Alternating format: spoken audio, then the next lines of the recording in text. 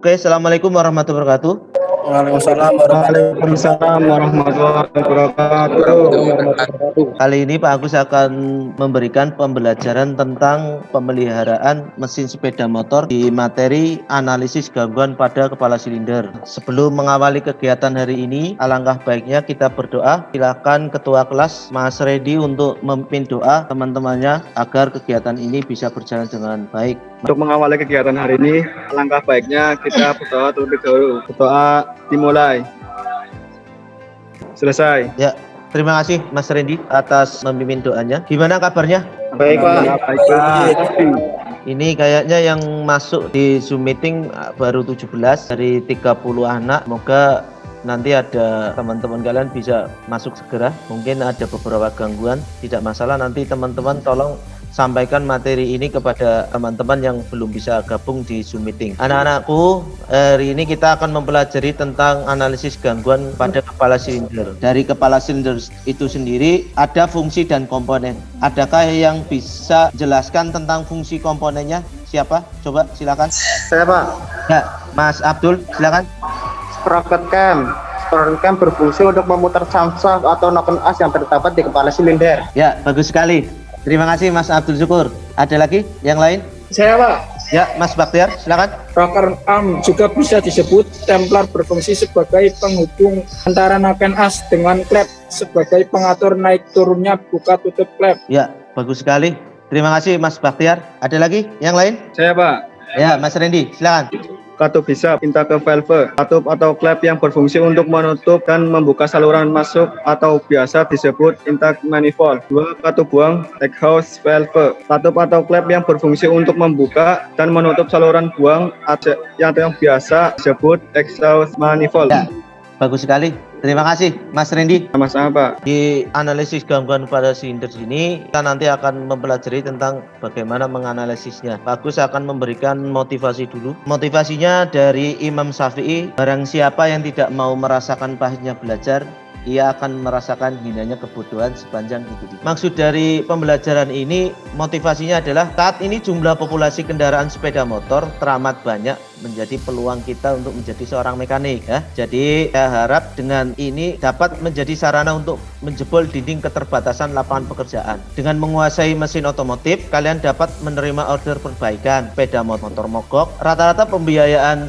servis tune up itu 30.000. Apalagi kalau perbaikan kepala silinder, biayanya cukup lumayan besar. Jadi itu akan menambah pemasukan kalian. Saya harap menjadi motivasi kalian dalam mempelajari analisis gangguan kepala silinder. Kita lanjut. Tujuan pembelajaran kali ini, yang pertama kalian akan menganalisis gangguan pada kepala silinder dengan cermat. Kemudian mampu mendeteksi kerusakan kepala silinder. Yang berikutnya mengatasi kerusakan pada kepala silinder dengan teliti. Kemudian ini Pak Agus ada di kasus. Pak Agus akan putarkan videonya, motornya Pak Ridwan. Coba nanti kalian dianalisis.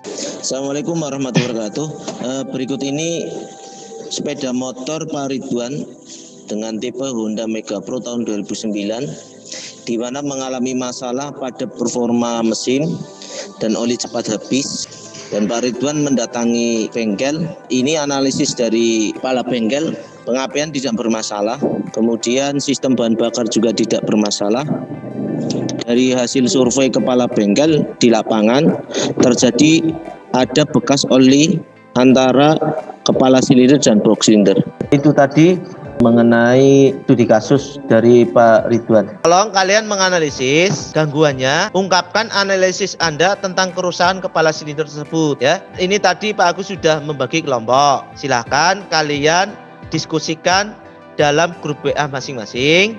Kalian sudah diskusi di kelompok, silakan adakah yang mau mengungkapkan analisis kalian tentang kepala silinder pada studi kasus tadi? Silakan, siapa yang mau mengungkapkan? Kelompok 1, Mas Abdul, silakan. Biasanya ada 4 masalah yang menyebabkan silinder head tidak berfungsi. Itu katup bocor, terjadinya kebocoran katup yang disebabkan karena sudah aus Pak, yang akan mempengaruhi pada operasi akibat yang ditimbulkan dari kebocoran katup adalah tenaga mesin yang berkurang. Terima kasih. Saya Pak.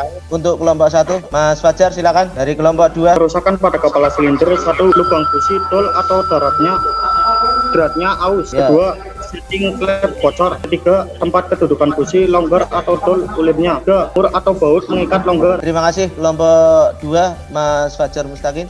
Mas Randy dari kelompok 4 silakan diungkapkan. Menganalisis gangguan kerusakan pada kepala silinder Honda Mega Pro 2009. Yang pertama, katup bocor. 2, silinder head memuai. 3, bang busi dol atau aus. Terima kasih. Dari analisis yang kalian ungkapkan, Bapak batasi tentang kasus di kasus motornya Pak Ridwan, tentang analisisnya adalah tentang kebocoran kepala silinder itu akibat dari perpak silinder dan blok rusak.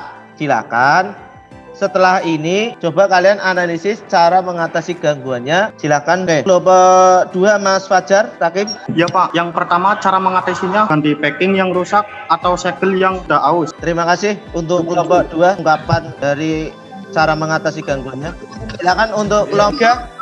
Cara mengatasi perpak yang bocor dengan cara diganti dengan yang baru. Oke, terima kasih untuk kelompok 3. Kelompok 4 Mas Randy Maulana, silakan diungkapkan analisisnya. Ya Pak, cara mengatasi perpak bocor yaitu harus diganti packingnya rusak atau segel yang sudah haus. Terima kasih Mas Randy Maulana. Untuk kelompok 1 silakan.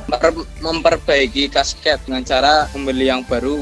Terima kasih atas analisis dan cara mengatasi pada setiap kelompok. Ya, kali ini Pak Agus akan memberikan kesimpulan ya untuk pembelajaran hari ini. Untuk kesimpulannya yang pertama, pengecekan pada gasket dan kepala silinder dan blok silinder yang rusak tadi. Analisisnya adalah ada rembes tadi, kemudian cara mengatasinya adalah mengganti gasket, kepala silinder dan blok silinder. Kemudian yang berikutnya, cara memperbaikinya adalah kalian dengan mengganti. Bagaimana urutannya? Ya, pertama melepas tutup gisporket ya. Ini. Kemudian yang berikutnya, pas tutup inspeksi valve, timing dan tutup kumparan pembangkit. Pertama, posisikan piston pada posisi top kompresi dengan cara memutar magnet dengan kunci sok. Kalian putar agar lihat tanda pada magnet itu seperti ini. Kemudian di gigi rantai timing nanti ada tanda kecil ini depan ya, di giginya ada tanda kompresi. Itu berarti sudah top kompresi.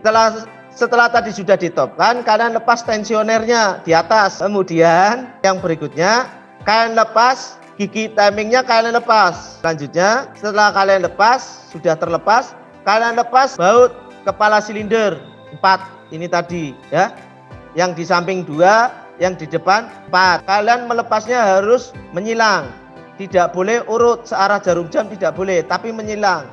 Kemudian setelah dilepas, sudah baru kalian bersihkan kepala silinder dan pasang kembali perpak kepala silinder. Nah, ini Pak Agus akan memutarkan video cara memasang gasket kepala silinder dengan benar.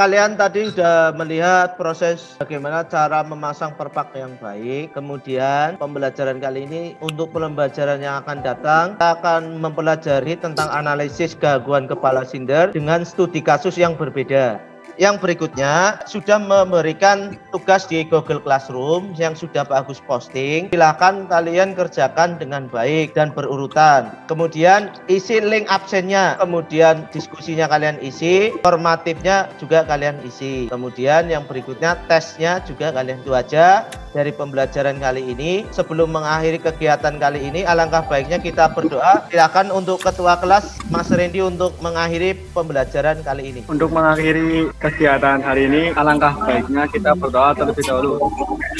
Doa dimulai, selesai. Ya, terima kasih atas doanya Mas Randy. Semoga apa yang kita pelajari hari ini akan bermanfaat di kemudian hari. Amin. Terima kasih. Assalamualaikum warahmatullahi wabarakatuh.